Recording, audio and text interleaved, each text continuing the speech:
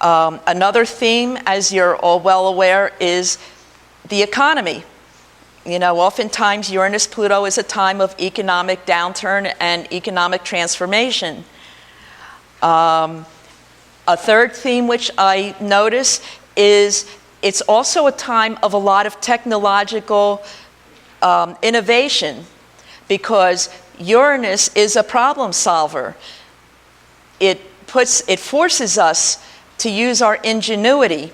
And if you happen to be born with a birth chart where Uranus is prominent, then you don't see the world quite like everybody else, and you come up with innovative solutions. And this is a time for people to come up with innovative solutions, because the old ways aren't working anymore. So we don't have a choice. We have to change. The question is, are you going to accept it or fight it? Or maybe, if you're human, a little bit of both. In 1901, 1902, during the opposition, we had a lot of industrial transformation going on. The 1932, 1933 closing square was a difficult time. On the one hand, FDR won his first presidential election, but it was the height of the Great Depression, and it also was the time that Hitler became Chancellor of Germany, and so there were some very difficult things that came out of that period. Then we have a new conjunction, and that was during the mid-60s. And as I started to look at the 60s, I realized that the effects were not just limited to the period that the two planets were exact, but it actually extended during the whole decade. And I listed some of the salient events, and again, this is not an inclusive list. There's many other things that I didn't list, but you sort of get the idea. And for those of you that are old enough to remember, if you're my age, you can remember that the early 60s was a very, very different world than the world that we live in. If you don't remember, then just watch an episode or two of Mad Men, and you get the idea. And the world really was like that. And it was a world where if you were a woman and you wanted to find a job, you went and you used the classified ads. By the way, that's what people did. They used classified ads. And they had to look under the female help wanted section. We had female and male help wanted ads. That's the kind of world we lived in. And it was... And we went from that very quickly to the sexual revolution and the adoption of birth control. And in the early 70s, we had women's liberation, where women were busting out of their traditional roles. All of that in the space of less than 10 years.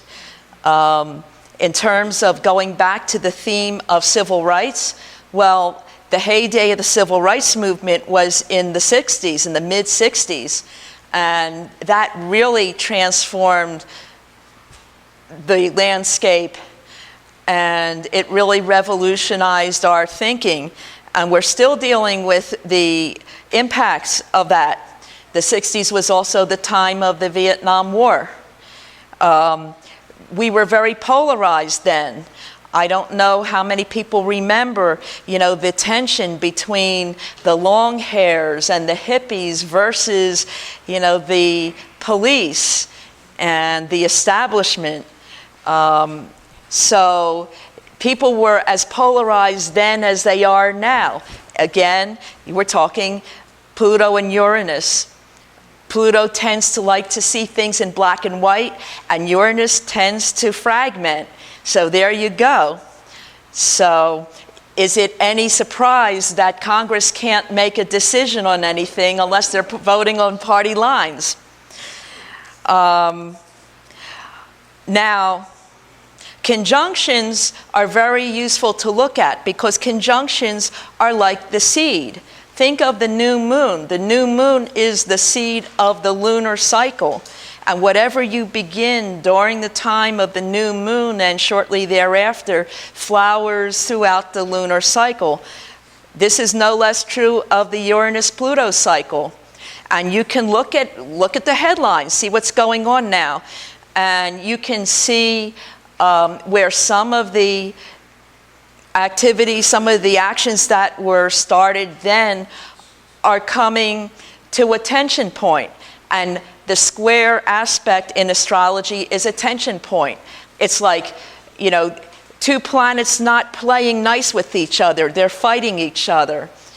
And so that's why you're seeing a lot of pushback in the area of, let's say, reproductive rights. That's why you're seeing some pushback in terms of, voter ID laws and whatnot, which are restricting people's ability to get to the polls. During the civil rights era of the 60s, we were expanding access to voting. Now there's a restriction. So there's a back and forth. There's a tug back and forth. There's a lot of things that are being fought out now, and that's part of the energies taking place. And of course, the way Uranus-Pluto is playing out, that drama is still being written because we're just getting started. Now, from a more spiritual standpoint, because these are outer planets, they push us, they ask us to really evolve, they throw challenges in our way. And for those of you who are being hit head on with these planets by transit, and you know who you are because your life is, shall we say, interesting right now. Topsy-turvy may be another description. You're being asked to grow. You're being asked to let go of outmoded, outworn beliefs, baggage, mental, physical, spiritual.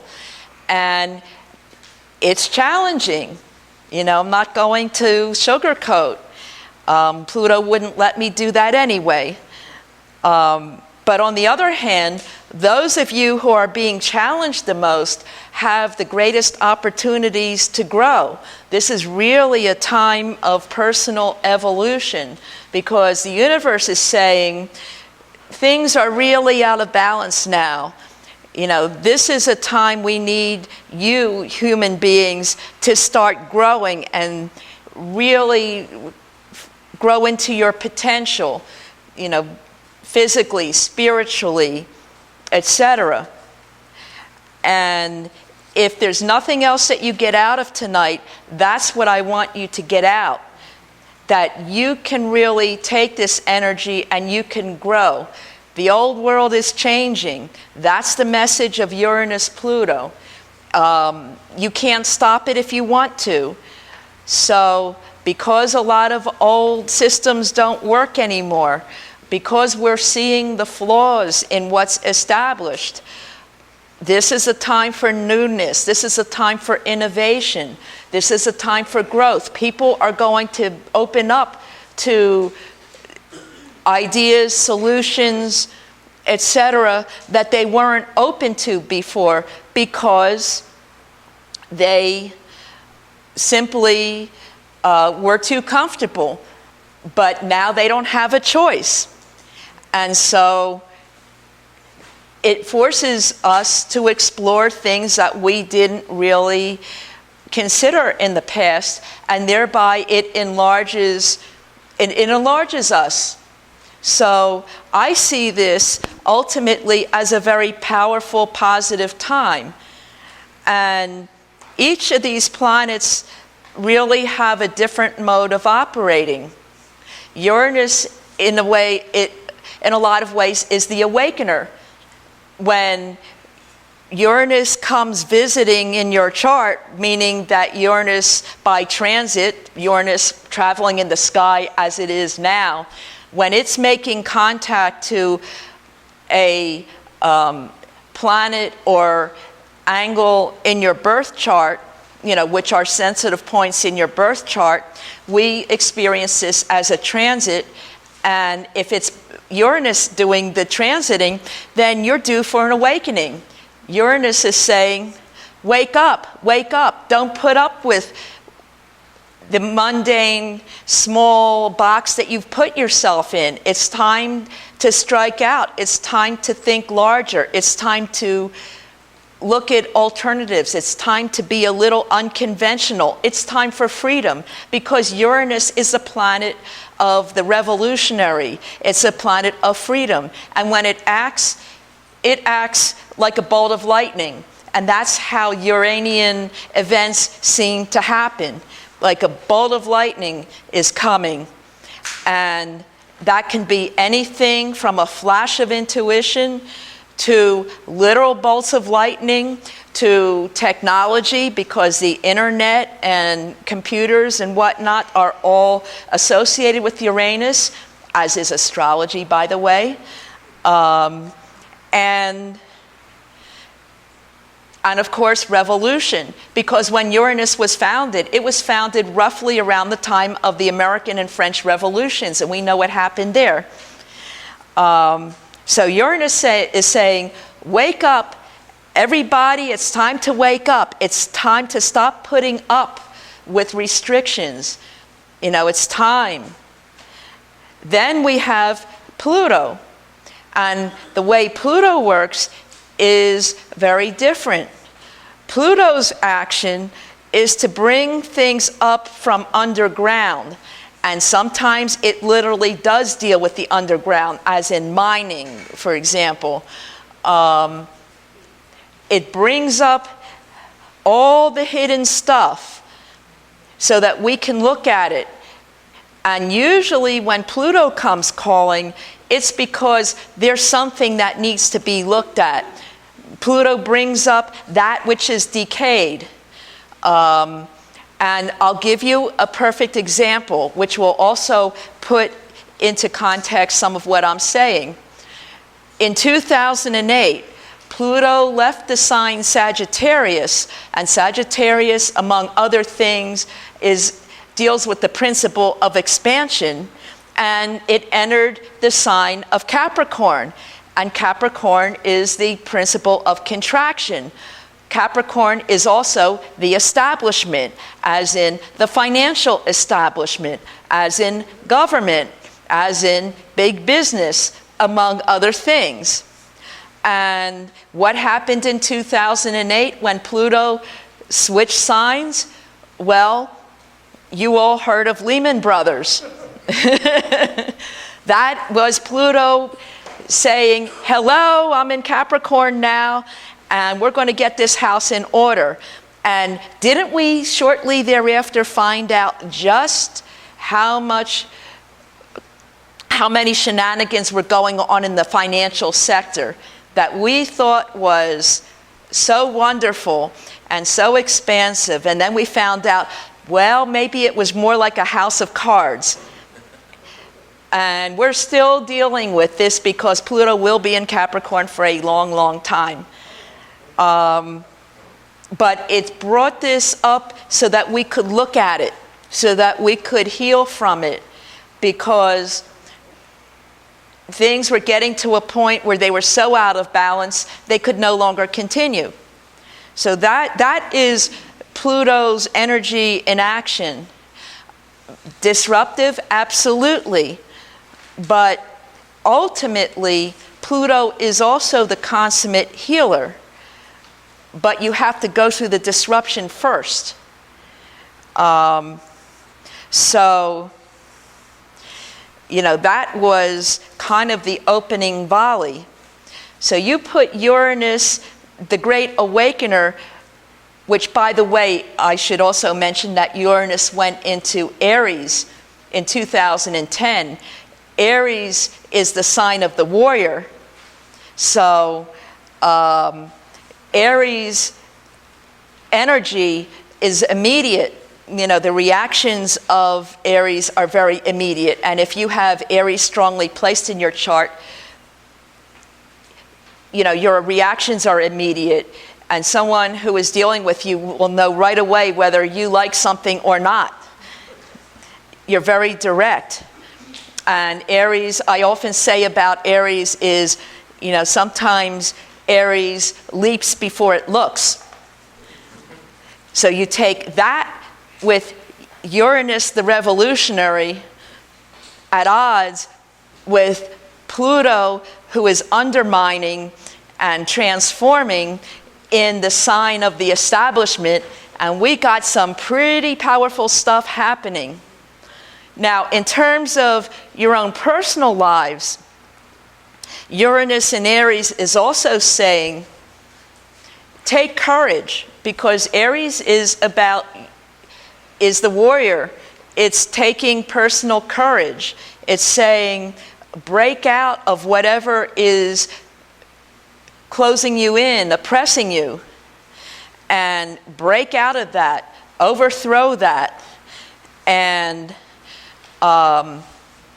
when Pluto comes to visit, yes, Pluto often brings disruption, but Pluto also gives you challenges because it wants you to grow into your own power. Pluto is about power. And you learn just how powerful you are when you've experienced the Pluto transit. You learn that you have strength that you never know that you had. And many of us are learning that during this period of time. So this is very, very, very potent. Now, there's one planet that I haven't spoken all that much about, and that is Neptune.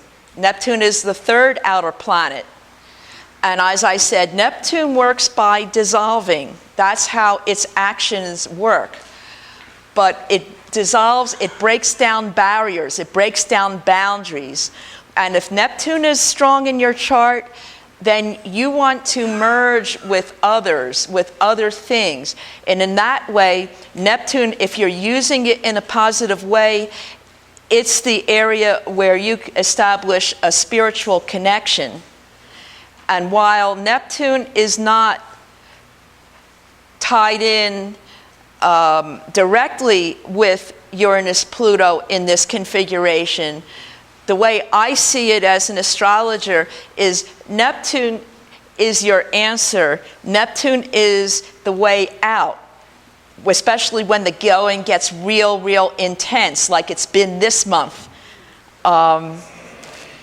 Because Neptune is saying, strengthen your spiritual connection. If you have a strong spiritual connection, you can deal with all this other stuff, because that will get you through.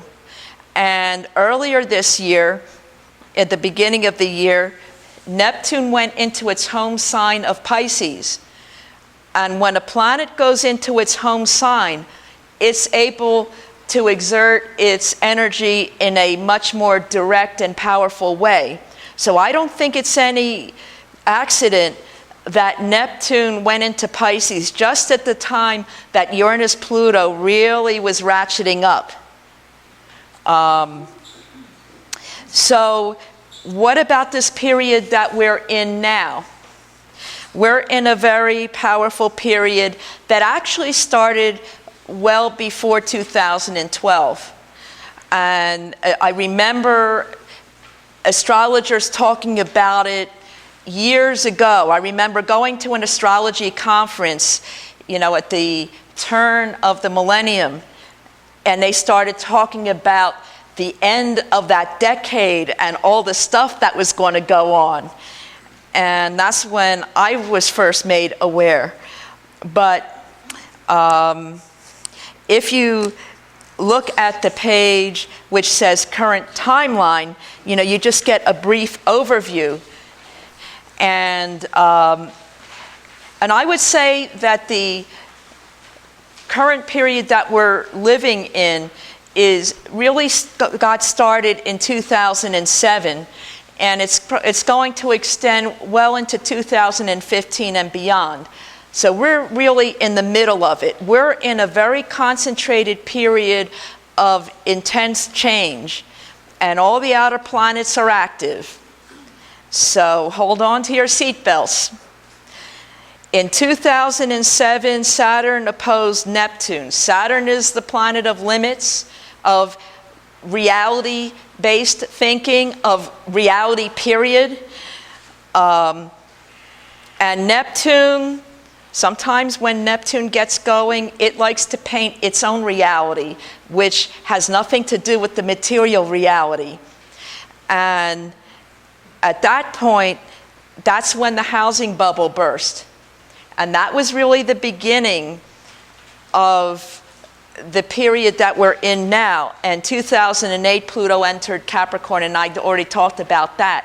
The other big event in 2008 was we had a presidential election, and our first African-American president was elected. That's huge. Now think back. In the mid-'60s, we had the civil rights movement when we decided to get rid of Jim Crow. And we decided to do away with poll taxes and segregation and that sort of thing. That was during the conjunction. Now we're at the time of the first square. And we have our first African-American president. So think about that. There's a theme going on here. And he's up for re-election, and it's 2012. So here we go.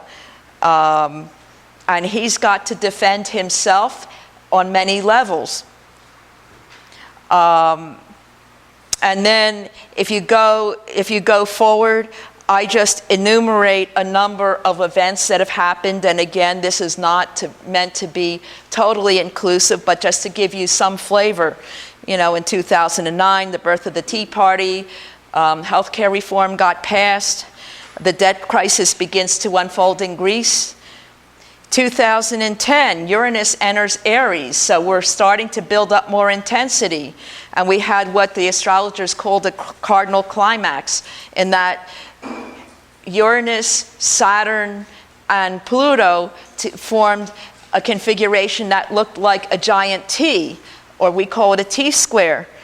So all three planets were at odds with each other.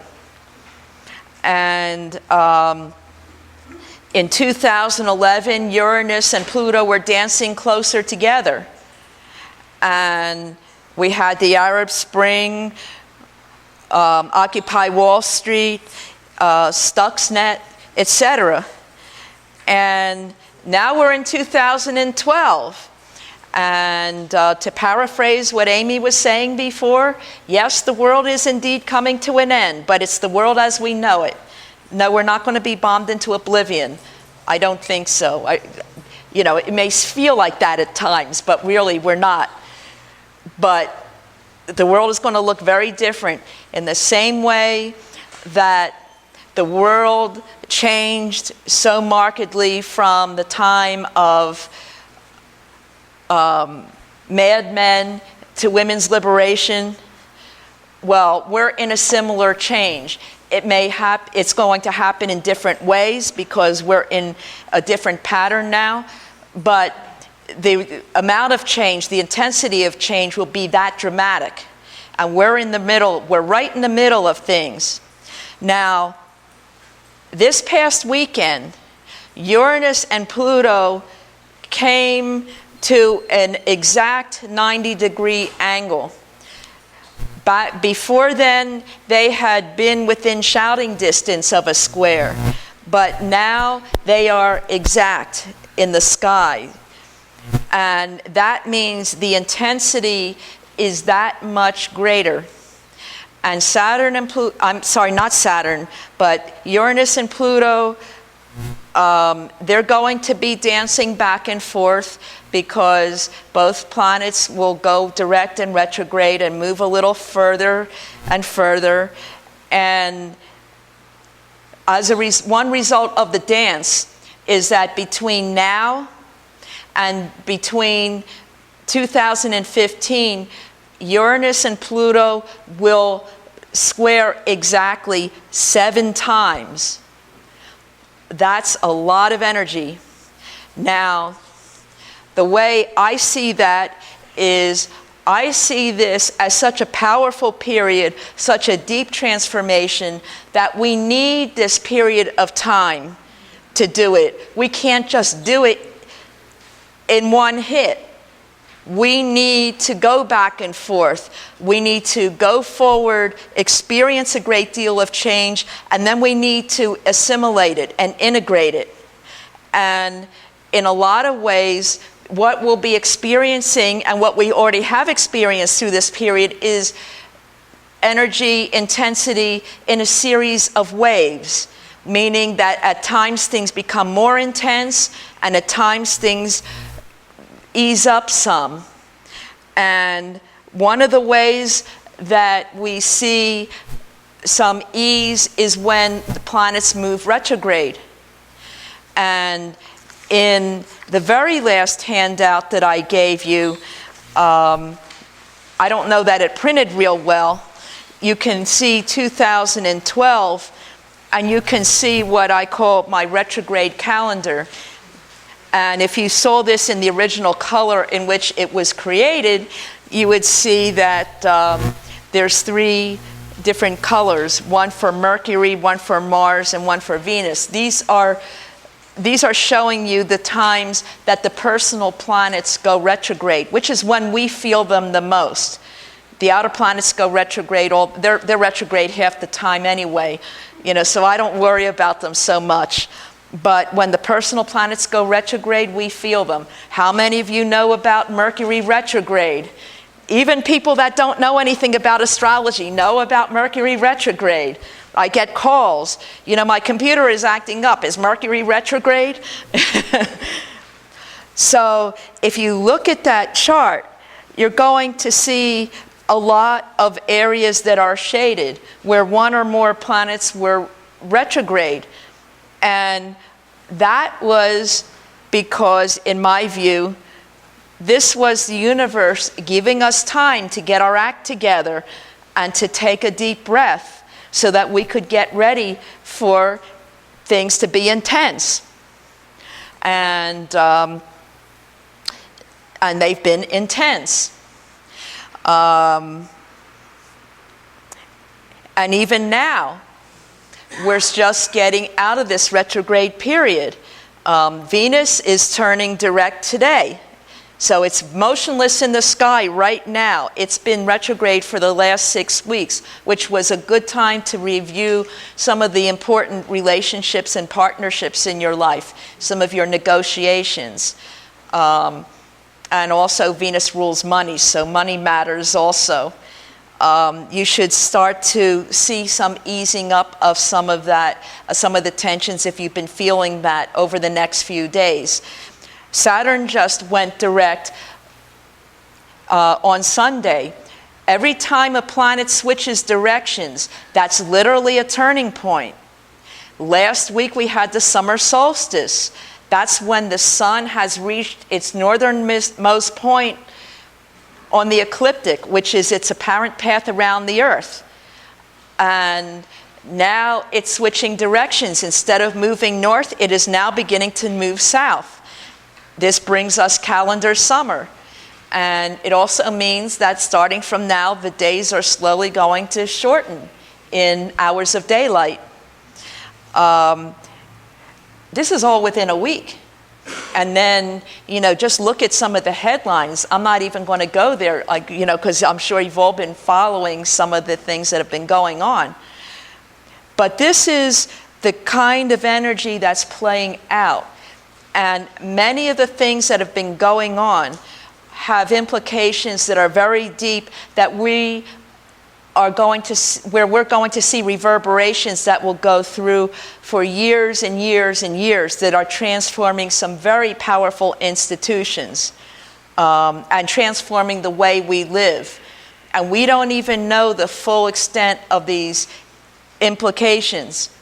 And we're just getting started because Pluto and Uranus have 6 more hits to go. So anything that's happening now, it's just the first act. So that gives you an idea of just how powerful the energies are. So in the second to last handout, you can see the exact timing of the Uranus-Pluto hits. And what I want to emphasize is that you should look at this as an indication, but it's not like, for example, the first hit was June 24th, that on June 23rd, everything was perfectly quiet, and on June 24th was the hit, and June 25th it gets quiet again. Think of it more like a bell curve, a curve that rises and falls, and then you'll get the idea. These are peaks, but you know, the energy is going to be high before and after. And I think that the Pluto-Uranus and all the transformative energy will be happening well after the last exact hit, because we've just released so much energy out there. It's going to take quite a while to percolate and digest. There's some very interesting things going on in 2012. Besides Uranus-Pluto, which I just described, we have a presidential election coming up. And during this presidential election, the presidential election happens to coincide on the day that Mercury turns retrograde for its last time in 2012. Now, the last time that happened was the presidential election of 2000. So now, there's always people that want to know, what do we predict? Who's going to win? That's always a dicey situation for astrologers to get into. What I will tell you is that there was a big astrological conference called UAC that just ended, and what they ended with was a panel of 6 different astrologers coming from 6 different astrological specialties and techniques. And they were asked to give their opinion based on their specialty, who was going to win the election. Now, they unanimously said it was going to be Obama. So you heard it here first. We'll see. We'll see. But will there be irregularities? Will there be some confusion with Mercury turning retrograde? It's very likely. Stay tuned. And with that, I think it might be time for a break. Yeah, we will at the end. We're going to have a break, and then I'm going to be coming back, and then there'll be time for questions, and we'll get into individual charts.